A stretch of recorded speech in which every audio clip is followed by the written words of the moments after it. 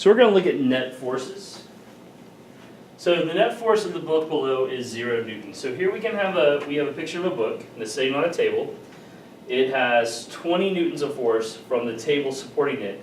And that is true because gravity is pulling down with a force of 20 newtons. So remember Newton's third law, Isaac Newton's third law, is that forces come in pairs. For every force, there's an equal and opposite force that's also acting on it.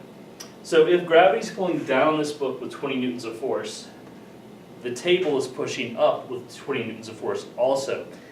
And that is true because the book has balanced forces and it does not accelerate. When something has balanced forces, we can often say that the total force is 0 newtons. So 0 newtons is synonymous with balanced forces. When forces are balanced, the object will not accelerate. It will not change its motion. If it's moving, it will maintain that constant velocity, and if it is stationary, it will not begin to move. So we have 3 rules we want to look at when we want to calculate balanced forces. First, equal and opposite forces cancel out. That's number 1. Number 2, you want to combine like forces. And number 3, the greater force subtracts the opposing lesser forces. So if you look at this illustration, you see that the soccer player in yellow has a force of 75 newtons. The soccer player in red has a force of 125 newtons. Now these are not equal and opposite, so they will not cancel out. I also do not have like forces, so I cannot combine them. However, I do have a greater force. 125 is greater than the opposing force of 75. So I will simply subtract here. 125 minus 75 is 50. So the net force of this illustration, and the way I would write that is, I'll put an F, and then I'm going to write the word net beside it. So it's the net force, here we go, F net equals 50 newtons to the left. As you can see, the kick is going to be going to the left. So again, you write F and the word net, so net force is 50 newtons to the left. Now what does that mean? It means the ball is going to accelerate. As you can see, it's stationary, but then it's going to be kicked in that direction. All right? So here's another illustration. Here, this kind of shows us the second rule right here, combine like forces. So again, these are like forces because they're going in the same direction. So my magnitude is 25, the magnitude here is 20. I simply add those together, and my net force, or F net, if you wanted to call it that, is 45 newtons to the right. And you can see the magnitude of this arrow is bigger than either one separately. What about here? What is my net force in this illustration? So it says force 2 is 18 newtons to the right. Force 1 is 20 newtons to the left. So here, I would go back to my third rule. The greater force subtracts opposing lesser forces.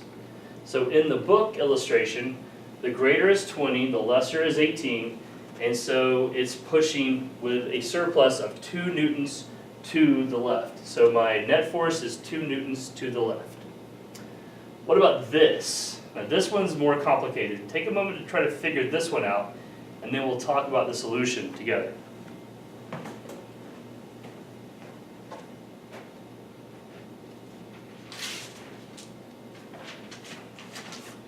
So I'm not sure if you can see this or not. I'll kind of zoom in so that you can. Let me just reposition this real quick. All right. So looking at this square here, what makes this complicated is that it's not really a simple answer. You have to kind of think about this. What you can see is that there's no opposing force here. So your box is definitely going to go 20 newtons in that direction. All right. Looking at the opposing forces, I have 10 newtons and 15. 15 minus 10 is 5. So it's going to go. It's not going to go to the right. It's not really going to go down. But it's kind of going to. it's going to do both of those things. And so it's going to make a little diagonal line like this, and then you geometry people out there are probably realizing that that is in fact a triangle. And when you're working with a triangle, you get to use one of our favorite equations, that would be the Pythagorean theorem. A squared plus b squared equals c squared.